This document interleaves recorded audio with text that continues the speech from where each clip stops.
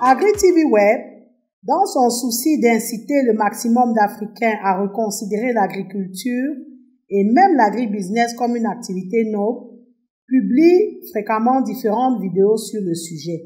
L'objectif visé est que chacun puisse trouver un créneau assez intéressant et au sein duquel il puisse investir et s'investir. Mais nous souhaitons préciser que ce qui nous intéresse in fine, c'est qu'un maximum de personnes passent à l'action. Il y a tellement à faire. L'idée n'est pas qu'un maximum de personnes nous regardent, mais plutôt qu'un maximum de personnes lancent des projets, aussi petits soient-ils, qu'un maximum de personnes gagnent de l'argent grâce à l'agribusiness et s'agrandissent au fur et à mesure. Ceci afin que dans quelques années, le continent compte de grandes exploitations agricoles au rendement significatif et que le fait que l'Afrique importe quasiment tout ce qu'elle mange, y compris les produits de base, ne soit qu'un lointain souvenir. Pour cela, il faut passer à l'action. Passer à l'action, c'est agir, c'est se lancer, c'est commencer, c'est démarrer son projet.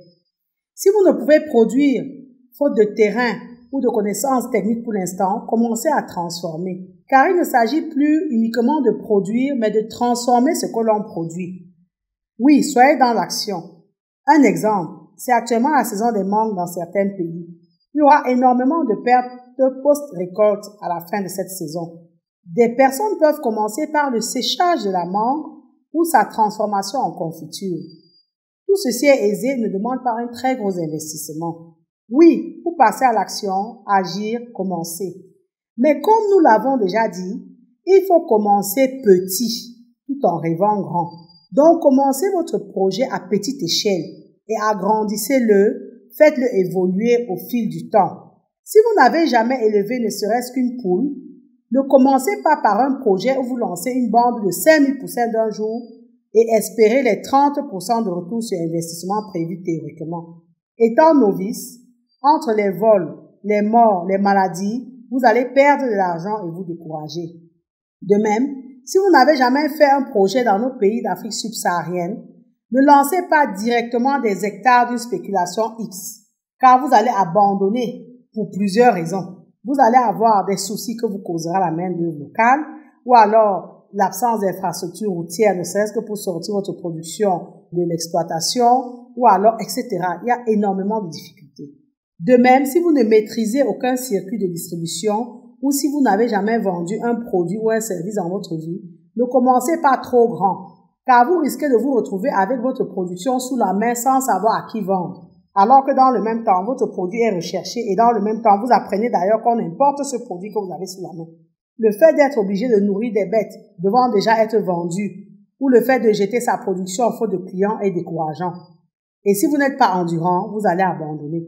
Oui à l'action, oui pour commencer, mais rappelez-vous toujours, commencez petit. Combien de personnes déchantent quand ils constatent que l'agriculture, ce n'est pas si rose que ça? Nous devons vous le dire, ce n'est absolument pas un long fleuve tranquille que d'être entrepreneur en général et agriculteur en particulier. C'est pas évident. Réussir dans le domaine agricole vous demande une multitude de connaissances et de compétences que vous ne pouvez acquérir que non seulement en vous formant, mais également et surtout dans l'action, dans la pratique. Oui, vous aurez besoin de plusieurs connaissances et compétences pour réussir en agriculture et en agribusiness. Les techniques agricoles de production, la comptabilité et gestion, les ressources humaines, le management, le commerce et la vente, le développement personnel pour surmonter les échecs et les accepter, etc., etc. Vous devez maîtriser l'agriculture sur le plan opérationnel, donc sur le plan technique. Vous devez maîtriser donc le pan d'agriculture que vous avez choisi sur le plan opérationnel. Vous devez connaître les techniques culturelles ou les techniques d'élevage au bout des doigts. Ça veut dire que si vous décidez d'élever le porc, vous devez apprendre comment on élève le porc sur le plan technique. Il vous sera par exemple difficile de cultiver le manioc si vous ne savez pas comment on procède. Donc vous devez vous former, apprendre à le faire. Vous ne pouvez pas prétendre être éleveur par exemple si vous ne connaissez pas la durée de gestation d'une truie, d'une vache ou d'une lapine, ni comment reconnaître les chaleurs pour ne pas passer à côté. Même si vous comptez être juste le patron, il faut avoir un minimum de connaissances techniques et de savoir-faire pour gérer vos équipes. Sinon, vous allez devoir vous reposer sur des collaborateurs qui vous mèneront en bateau au gré de leurs humeurs. Vous devez avoir un minimum de connaissances en comptabilité et gestion. Tout agriculteur doit au minimum tenir un journal de trésorerie dans lequel il enregistre quotidiennement tous les mouvements de trésorerie, dont ses recettes ou ses dépenses. L'agriculteur doit comprendre et maîtriser les outils de la gestion économique, donc tout ce qui est coût de production, marge, compte de résultat, bilan, prévisionnel, trésorerie, etc. S'il ne se penche pas sur sa comptabilité, il aura du mal à générer véritablement du profit et à s'accroître au fil du temps. Même en travaillant avec un comptable, il faut soi-même appréhender un minimum ces notions. Il vous faudra en plus conduire la gestion administrative de votre exploitation agricole. Donc, vous devez maîtriser donc la gestion économique. Vous devez calculer vos coûts de mise en culture. Vous devez calculer vos marges brutes, les marges directes et nettes. Vous devez réaliser un budget prévisionnel, un prévisionnel de trésorerie, suivre les comptes, etc. Donc, ça également, c'est une des compétences et des connaissances à avoir dans le domaine agricole. Troisièmement, vous devez avoir un minimum de connaissances en gestion de ressources humaines. La main-d'œuvre apparaît comme un facteur limitant dans l'agriculture, en Afrique subsaharienne surtout. Il faut véritablement considérer la gestion des ressources humaines dans votre projet agricole. En effet, le vol, le sabotage, le mensonge, l'indiscipline, le non-respect des règles dictées, la paresse de la part du personnel, etc. sont le lot quotidien dans les exploitations. Rien que ceci est capable de vous faire abandonner à jamais l'agriculture. Pas plus tard que la semaine passée, nous avons eu le témoignage d'une dame qui s'est lancée dans l'élevage des bovins et à qui on a volé tout son cheptel. Nous lui avons demandé comment est-ce possible. Elle nous a expliqué que les employés ont marché avec les bœufs, vaches et veaux jusqu'à un endroit assez désert et les ont chargés dans un camion. Les traces de crottes qu'ils ont suivies avec la police s'arrêtaient où les bêtes ont arrêté de marcher et ont été chargées dans un véhicule. Vu l'investissement qu'elle a perdu, elle a décidé d'arrêter à jamais l'élevage. Or, un tel coup n'est pas possible sans la complicité de son personnel. Donc, pour limiter d'entrée de jeu les dégâts à venir, il faut véritablement vous pencher sur les aspects ressources humaines, comment les recruter, comment les gérer, comment les contrôler, comment les licencier, comment les tenir, etc. Donc ça, il ne faut pas négliger ça. Vous devez avoir un minimum de connaissances et de compétences en management et gestion. Vous devez conduire votre activité agricole, c'est-à-dire définir le plan de production, déterminer le programme de travail, donc tout ce qui est travaux humains. L'art de prendre les décisions concernant l'activité d'une entreprise, c'est gérer, c'est faire de la gestion. Pour prendre des décisions, vous devez avoir les données, les informations. Aussi, vous devez tenir au minimum un cahier des travaux dans lequel sont enregistrés quotidiennement les travaux effectués sur l'exploitation, ne serait-ce que par la main-d'œuvre. Vous devez pouvoir conduire la gestion administrative de l'exploitation agricole et mettre en place un rétro-planning d'activité. Vous devez tenir un ensemble de documents de pilotage tels que les registres du personnel, la gestion des stocks, les listes des produits phytosanitaires, etc. et produire les différentes déclarations aux besoins. En tant que manager, vous devez vous projeter, donc vous devez travailler à développer votre activité. Là aussi, ça vous demandera de maîtriser certaines choses. Comment financer l'investissement que vous souhaitez réaliser? Comment rechercher un financement? Comment procéder pour mettre en place une nouvelle production, etc. Là aussi, ce sont des choses qui ne s'improvisent pas et qui s'apprennent. Produire, c'est bien, mais pour gagner de l'argent, il faut non seulement arriver à vendre sa production, mais surtout bien la vendre afin de dégager un maximum de bénéfices. Ce qui fait que vous devez absolument maîtriser le commerce et la vente. Là aussi, ça ne s'improvise pas. Ça nécessite un savoir-faire, de l'expérience et des compétences. Même si vous recrutez un expert du domaine, ayez à cœur de connaître les fondamentaux du commerce et de la vente.